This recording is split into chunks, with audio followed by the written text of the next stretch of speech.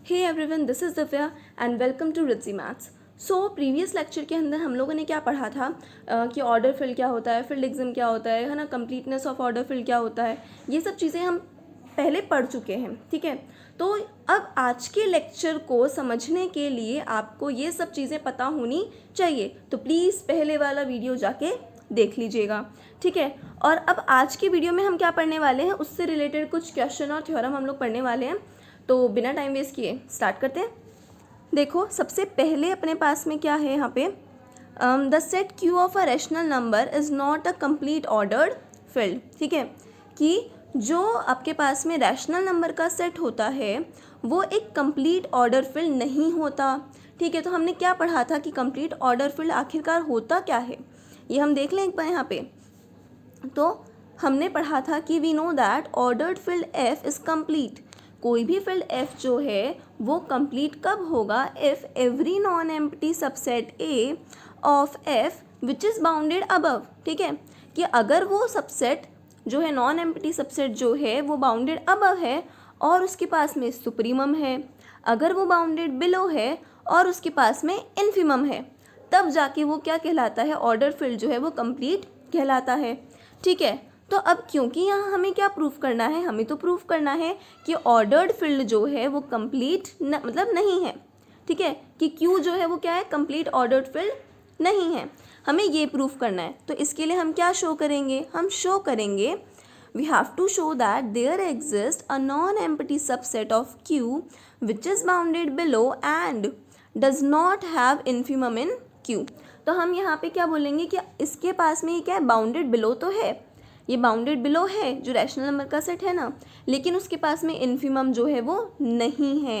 तो ऐसा प्रूफ करने के लिए हमने क्या लिया, हमने लिया एक सेट, लेट कर लिया, ठीक है। हमने एक सेट लेट किया जिस अकॉर्डिंग हम उसे प्रूफ कर पाए, ठीक है। तो ये सेट क्या है, देखो, x belongs to q plus such that X square is greater than 2, ठीक है। अब इस सेट को लेकर हम क्या करने वाले हैं, we will prove that non empty subset A of q defined above has no infimum, ठीक है। कि इसके पास में कोई इन्फीमम नहीं होना चाहिए, हमें ये प्रूफ करना है, ठीक है। तो अब हम क्या करेंगे, इसको कॉन्ट्रडिक्शन से प्रूफ करेंगे, ठीक है। इसीलिए हमने क्या मान लिया, हमें प्रूफ क्या करना है कि इन्फीमम नहीं है, ठीक है। हमने मान क्या लिया, अल्फ़ा को इन्फीमम मान लिया, ठीक है, ठीक है। आगे देखते हैं। तो अब हम अल्फ़ा को इन्फीमम मानते हुए चल रहे हैं, है ना। तो सपोज कर लेते हैं कि अल्फ़ा जो है वो क्या हो रहा है, क्यू को बिलोंग कर रहा है ना। अल्फ़ा क्यू को बिलोंग कर रहा है, अल्फ़ा जो है वो ग्रेटर देन 1 है, ठीक है। और इम्प्लाइज दैट अल्फ़ा जो है यहाँ पे ग्रेटर देन 1 है, इम्प्लाइज दैट अल्फ़ा जो है वो किसको बिलोंग करेगा, पॉजिटिव रैशनल नंबर को बिलोंग करेगा, ठीक है। तो अल्फ़ा स्क्वायर भी तो उसको बिलोंग करेगा ना, ठीक है। अगर अल्फ़ा बिलोंग कर रहा है क्यू प्लस को, तो अल्फ़ा स्क्वायर भी तो क्यू प्लस को बिलोंग करेगा, ठीक है। Also alpha square belongs to Q, वो क्यू को भी बिलोंग करेगा, ठीक है, क्योंकि वो तो पॉजिटिव है तो क्यू को तो बिलोंग करेगा ही ना। अच्छा, अब हमने क्या माना, 2 जो है वो भी तो क्यू को बिलोंग करता है, ठीक है, 2 बिलोंग करता है क्यू को। तो Q is an ordered field. तो हमने यहाँ क्या बोल दिया कि क्यू जो है अपने पास क्या हो गया, एक ऑर्डर्ड फील्ड हो गया, ठीक है। इतना अपन को समझ में आया कि ठीक है, अल्फ़ा ग्रेटर देन 1 है, अल्फ़ा जो है वो क्यू प्लस को बिलोंग कर रहा है, फिर इम्प्लाइज दैट अल्फ़ा स्क्वायर जो है वो क्यू प्लस को बिलोंग कर रहा है, ठीक है। तो वहाँ से क्या आया, यहाँ पे आपके पास आ गया कि क्यू जो है वो एक ऑर्डर्ड फील्ड है, ठीक है। Therefore one and only one of a, मतलब अब हमने ना, अगर ध्यान हो तो पिछले क्लास में हम लोगों ने पढ़ा था, एक ट्राइकोटॉमी लॉ था, उसके अंदर था कि तीनों चीज़ों में से अगर ऑर्डर फील्ड होता है ना कोई आपके पास में नॉन एम्प्टी सबसेट, तो तीनों चीज़ों में से एक ही चीज़ पॉसिबल हो सकती है, या तो अल्फ़ा स्क्वायर 2 से बड़ा होगा, या तो अल्फ़ा स्क्वायर 2 के इक्वल होगा, या फिर अल्फ़ा स्क्वायर जो है वो लेस देन 2 होगा, ठीक है। तो ये अगर याद नहीं आ रहा है तो पिछली क्लास में जाके देख लेना, ठीक है। सो नेक्स्ट हम लोग क्या देखेंगे, अब इन तीनों में से तो सिर्फ एक ही चीज़ पॉसिबल होनी चाहिए, ठीक है, तो हम लोग शो करेंगे, we will show that none of these is true. हम क्या शो करेंगे कि इन तीनों में से कोई भी चीज़ ट्रू है ही नहीं, ठीक है, तभी हम कॉन्ट्रडिक्शन प्रूव कर पाएंगे। तो अब उसके लिए हम क्या करेंगे, सो हमने यहाँ पे एक बीटा जो है वो मान लिया अल्फ़ा की फॉर्म में, ठीक है। बीटा हमने क्या माना है, 3 alpha plus 4 upon 2 alpha plus 3 belongs to Q plus, ठीक है। ये भी तो बिलोंग करेगा ना, क्योंकि अल्फ़ा की फॉर्म में, अल्फ़ा तो क्यू प्लस को बिलोंग कर ही रहा था। तो बीटा जो कि अल्फ़ा की फॉर्म मतलब अल्फ़ा से बनता हुआ आ रहा है, देखो 3 alpha plus 4 upon 2 alpha plus 3, ठीक है। तो ये भी क्यू अल्फ़ा को क्यू पॉजिटिव को बिलोंग करेगा, ठीक है। तो अल्फ़ा जो है, बिल्कुल यही चीज़ यहाँ लिख रखी है, since alpha belongs to Q plus.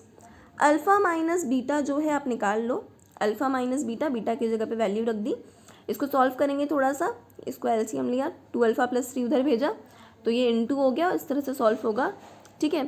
तो ये क्या आ गया देखो, 2 अल्फ़ा स्क्वायर माइनस 4, ये ना इसको और इसको, ये तो क्योंकि कट गया, ठीक है। सो ये आपके पास में आ गया। अच्छा, 2 को बाहर निकाल लिया इसने, कोई दिक्कत नहीं है, 2 को बाहर निकाल लिया, ठीक है। तो ये आपके पास आ गया अल्फ़ा माइनस बीटा, इतना समझ आया, आ गया, ठीक है। नेक्स्ट आपके पास में क्या आता है देखो, नेक्स्ट अपन ले रहे हैं बीटा स्क्वायर माइनस 2।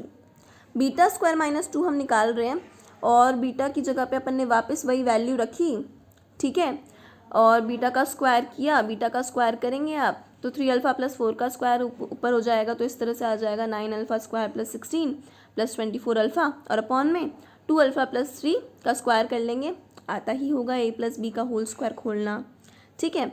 सो वही एलसीएम लेंगे, इसको इधर भेजा, 2 के पास में इंटू करके थोड़ा सॉल्व करेंगे, 2 इंटू 4 8 अल्फ़ा स्क्वायर हो गया, 9 2 18 हो गया, है ना। और यहाँ पे क्या है, ये हो गया 2 इंटू 12 24, सब माइनस में हो जाएगा क्योंकि यहाँ पे माइनस है, ठीक है।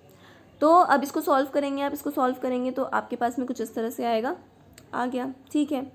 अब देखो रिजल्ट जो आ रहा है ना, ये बीटा स्क्वायर माइनस 2 को हमने जो किया, तो देखो क्या आ रहा है, अल्फ़ा स्क्वायर माइनस 2 आ रहा है। अब इससे हमें ना, अब अभी जो हम देख रहे थे ना कि alpha square is greater than 2, alpha square is less then 2, है ना, इनमें से कोई एक ही होना चाहिए, ये जो 3 कंडीशंस में से। तो अब यहाँ से पता लगाएंगे, देखते हैं आगे कैसे होगा। सो अब केस वन हम यहाँ पे लेंगे। केस 1 अगर हमने लिया, अब देखना, अगर अल्फ़ा स्क्वायर जो है वो 2 से बड़ा लेंगे, अगर अल्फ़ा स्क्वायर 2 से बड़ा लेंगे, तो अभी आपने बीटा स्क्वायर माइनस 2 से ही तो निकाला है ना, देखो ये रहा, है ना, बीटा स्क्वायर माइनस 2 किसके इक्वल है, इसके इक्वल है। तो अगर अल्फ़ा स्क्वायर माइनस 2 जो है वो क्या हो गया, इसका मतलब वो ग्रेटर देन 0 हो गया, अगर alpha square is greater than 2 आपने लिया है तो, ठीक है। तो इसका मतलब क्या हुआ कि बीटा स्क्वायर माइनस 2, हाँ, बीटा स्क्वायर माइनस 2 भी क्या हो जाएगा, ग्रेटर देन 0 हो जाएगा क्या, ठीक है। सो ये आपके पास आ गया, देखो इसका मतलब बीटा स्क्वायर जो है वो ग्रेटर देन 2 हो गया। अब इसका मतलब क्या है, which shows that beta belongs to A, and from first we have alpha minus beta जो है वो क्या हो जाएगा, ग्रेटर देन 0 हो जाएगा, ठीक है। अल्फ़ा माइनस बीटा जो है हमने वो भी निकाला था ना, देख लेते हैं एक बार क्या आया था। अल्फ़ा माइनस बीटा जो है आया था अल्फ़ा स्क्वायर की फॉर्म में ही आया था, है ना। तो अगर अब देखो, अगर ये चीज़ है तो इसका मतलब कि अल्फ़ा माइनस बीटा जो है वो भी तो ग्रेटर देन 0 हुआ, तो इसके ग्रेटर देन 0 होने से ये दोनों भी ग्रेटर देन 0 हो रहे हैं, ठीक है। अब आगे देखते हैं क्या हो रहा है इससे। तो ठीक है जी, ये हो गया बीटा स्क्वायर ग्रेटर देन 2 हो गया, एक बीटा जो है वो लेस देन अल्फ़ा हो गया, ठीक है। अब इन दोनों कंडीशन से क्या पता चल रहा है, अगर बीटा लेस देन अल्फ़ा हुआ, ठीक है, तो अल्फ़ा तो फिर इन्फिमम होगा ही नहीं ना, ठीक है, फिर तो बीटा इन्फिमम हो जाना चाहिए, ठीक है। फिर कैसे हो सकता है, ठीक है, इसीलिए यहाँ पे क्या हो जाएगा, फिर अल्फ़ा तो इन्फिमम होगा ही नहीं। और हमने क्या माना था, हमने तो ये माना था कि अल्फ़ा जो है वो क्या है, इन्फिमम है। तो कॉन्ट्रडिक्शन हो गया कि नहीं, मान के चले थे कुछ और आ गया कुछ, ठीक है। इसका मतलब ये कंडीशन क्या हो गई, अल्फ़ा स्क्वायर जो है वो ग्रेटर देन 2 नहीं हो सकता है, ठीक है, समझ आया, ठीक है। आगे चलते हैं।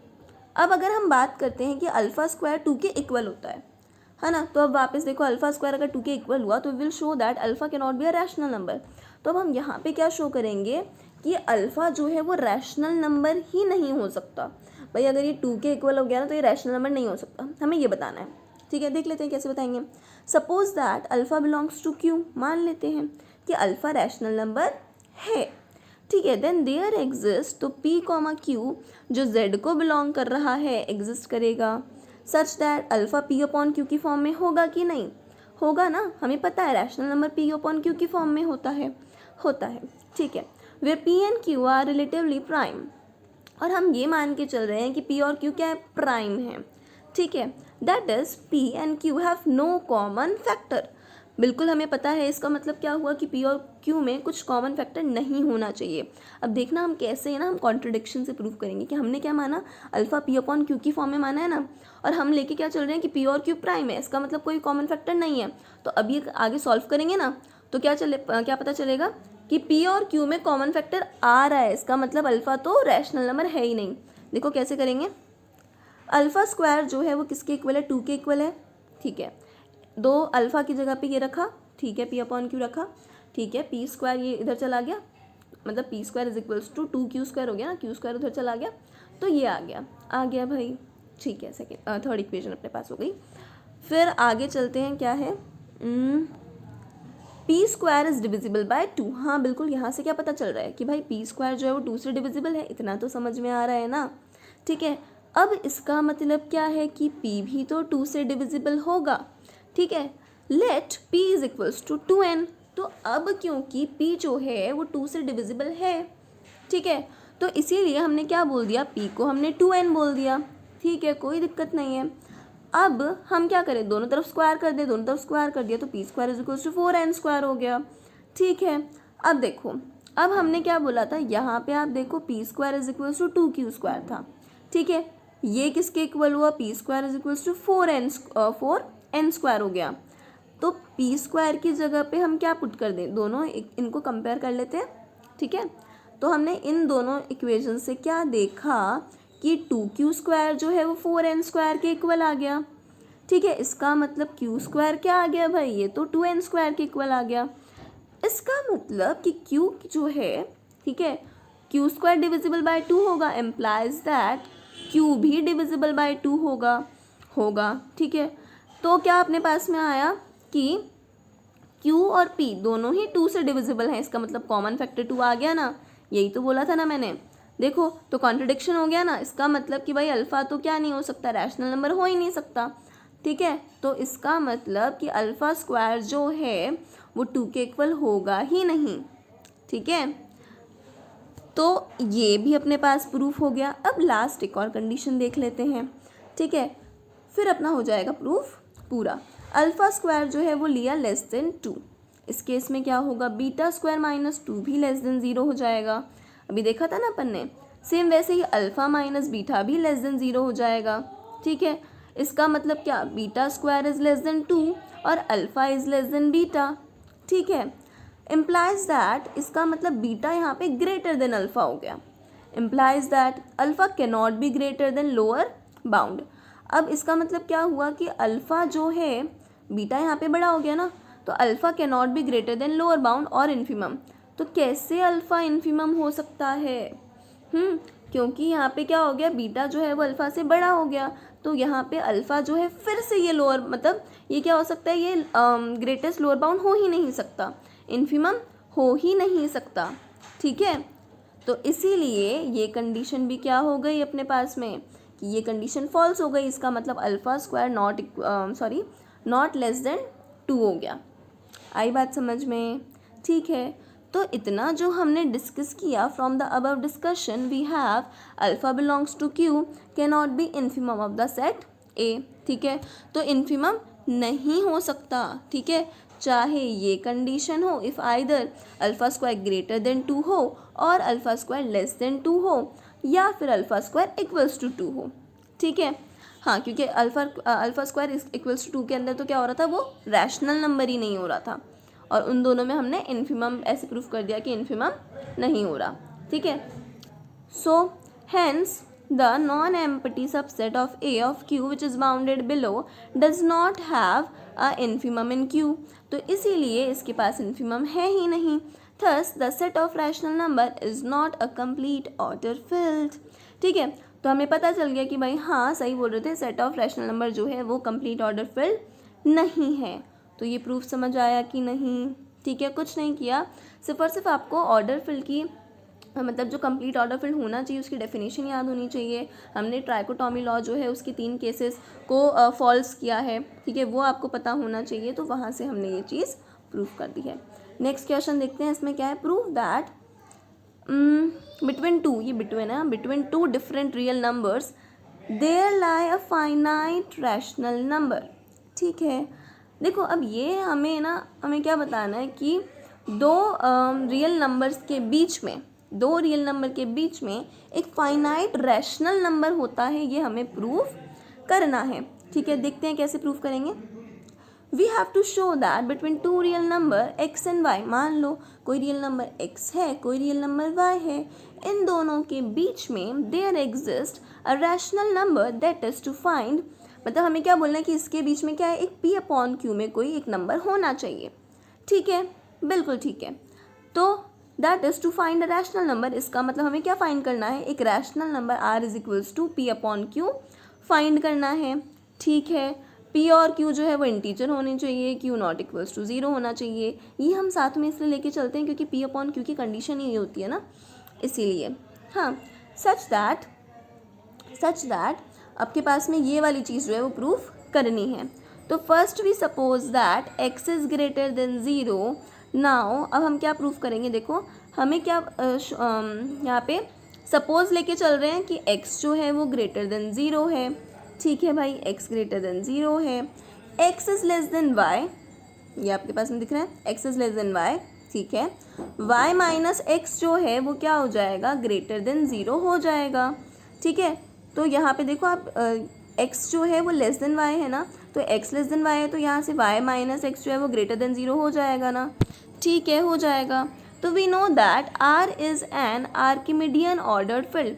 अब हमें क्या पता है कि R जो है वो एक आर्किमिडियन ऑर्डर्ड फील्ड है, एंड 1 बिलोंग्स टू R, और 1 जो है वो R को बिलोंग करता है। अब ये चीज़ भी मैंने अपने पिछले लेक्चर में बता दी थी। ठीक है, मैं इन लेक्चर्स की जो लिंक है वो डिस्क्रिप्शन में डाल दूंगी, तो डोंट वरी, आप देख लीजिएगा। ठीक है, then there exist a natural number q belongs to n such that q, अब देखो आपने क्या किया, कुछ नहीं, हमने क्या किया, q को y माइनस x से इंटू करा, तो वो भी ग्रेटर देन 1 होगा। ठीक है, तो मैंने बोला कि एक नेचुरल नंबर एग्जिस्ट कर रहा है, तो वहाँ से मैं बोल सकती हूँ कि q into Y minus X जो है वो ग्रेटर देन 1 होगा ही होगा। ये चीज़ हम लोगों ने आर्किमिडियन ऑर्डर फील्ड की जो थ्योरम थी ना, वहाँ से हम लोगों ने ली हुई है। ठीक है, वहाँ पे हम लोगों ने कुछ ऐसा ही देखा था, नेचुरल नंबर था तो n, और n y जो था फिर लेस ग्रेटर देन 1 था।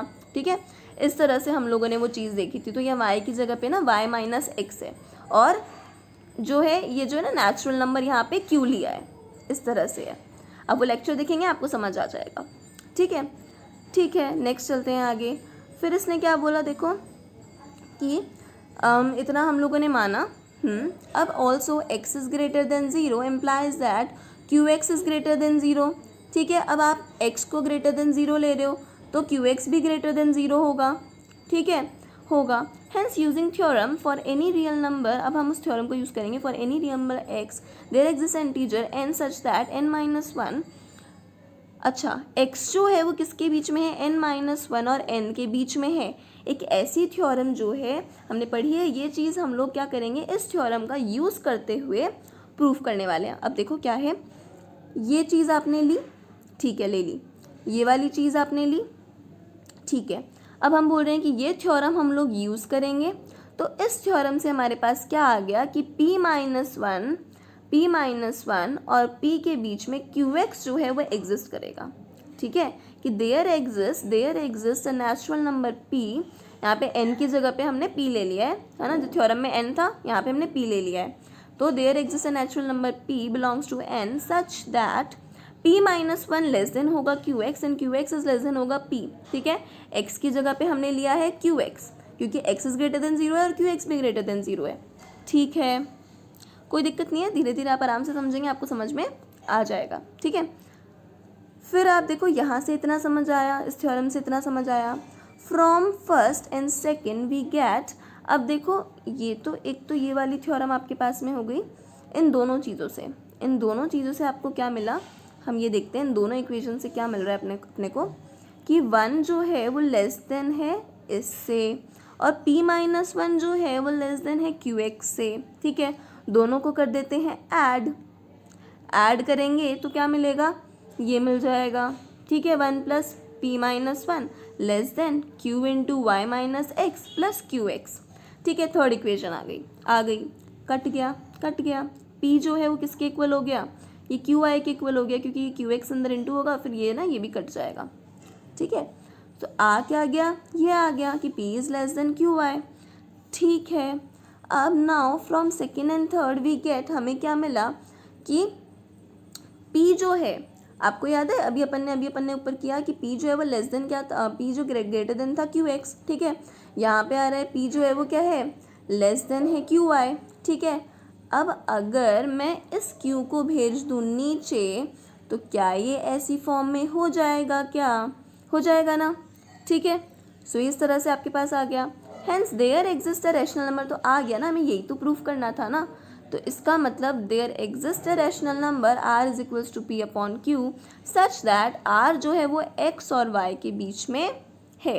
ठीक है, thus we have proved the theorem for x greater than 0। ठीक है, हो गया प्रूफ। ठीक है, now if x is less than 0 then minus x. अब देखो वैसे ये थ्योरम अपन ने प्रूफ कर दिया है ना, लेकिन अगर x मान लो लेस देन 0 हुआ तो उसके लिए भी देख लेते हैं, तो माइनस एक्स ग्रेटर देन 0 हो जाएगा क्या। ठीक है, using the theorem there exist, अब वापस वही वाली थ्योरम हम यूज़ कर रहे हैं।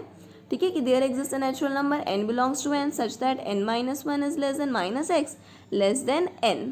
ठीक है, implies that n plus x जो है वो ग्रेटर देन 0 होगा। तो यहाँ पे क्या आपके पास में आ गया, देखो इस वाली चीज़ है ना, इस चीज़ को उठा लो यहाँ से, तो यहाँ से आ गया कि n प्लस एक्स जो है वो ग्रेटर देन 0 होगा। ठीक है, तो x is greater then y, n plus x जो है, अब देखो x अगर ग्रेटर सॉरी x यहाँ पे लेस देन y है। ठीक है, तो x लेस देन y है, दोनों तरफ मैंने क्या कर दिया, n को प्लस कर दिया। ठीक है, तो ये क्या हो जाएगा, n x plus n y हो जाएगा ना। ठीक है, तो therefore using the first part of the proof there exist a rational number s belongs to q. ठीक है, अभी जो अपन ने फर्स्ट पार्ट जो किया ना, उसका अगर हम यूज़ करेंगे तो हमें क्या पता है कि यहाँ पे एक रैशनल नंबर एग्जिस्ट करेगा s belongs to q such that n plus x और एन प्लस वाई के बीच में एक एस होगा ही होगा। ठीक है, तो अब n प्लस एक्स और n प्लस वाई के बीच में एक s है ना, तो देखो इस n को क्या मैं इधर भेज सकती हूँ क्या, है ना, तो ये क्या हो जाएगा, देखो ये आपके पास में हो जाएगा s minus n between x and y। ठीक है, thus there is a rational number, तो यहाँ पे रैशनल नंबर क्या आ गया, r is equals to s minus n. हमने क्या किया, अभी जैसे हमने r प्रूफ किया था ना, अभी पहले वाले ये पार्ट में किया था ना, तो हमने बोला कि पहले तो ये थ्योरम लगा दी कि ये जो चीज़ है ना मेरे पास ये आ गया। ठीक है, अब इस चीज़ के लिए ना हम ऊपर जो हमने प्रूफ किया वो लगा सकते हैं, तो हमने वो r की जगह पे s बिलोंग्स टू q ले लिया, है ना, और s बिलोंग्स टू q ले लिया, तो अब s जो है यहाँ पे बीच में इन दोनों के एग्जिस्ट करेगा। ठीक है, तो इसीलिए अपन ने ऐसे लिख दिया और n को बुला लिया इधर। ठीक है, तो आप s में से जब n माइनस करोगे ना तो एक आपको रैशनल नंबर ही तो मिलेगा। ठीक है, तो इसीलिए आपके पास में ये चीज़ क्या हो जाती है, प्रूफ हो जाती है। ठीक है, समझ में आया कि नहीं, आ गया, फाइन। चलो नेक्स्ट लास्ट जो है अपने पास में, आई थिंक लास्ट है, नहीं और भी है। सो ये देखते हैं, बहुत इजी सा क्वेश्चन है। मैंने पिछले लेक्चर में एग्जांपल के तौर पे बताया था, मैंने बोला भी था हम प्रूफ करेंगे, सो हम यहाँ पे प्रूफ कर रहे हैं। क्या है, P and Q are rational, मतलब P जो है वो तो रैशनल है और Q जो है वो इर्रेशनल है। ठीक है, then prove that P plus Q और PQ दोनों ही इर्रेशनल होंगे। ठीक है, देखते हैं कैसे होगा।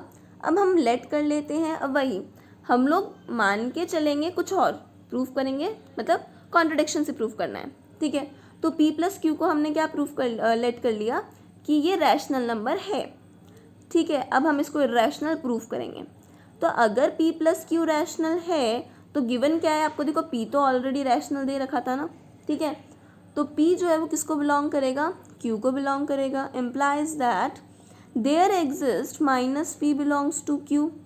अगर पी क्यू को बिलोंग कर रहा है तो देयर एग्जिस्ट यहाँ पे एक minus p belongs to q भी एग्जिस्ट करेगा।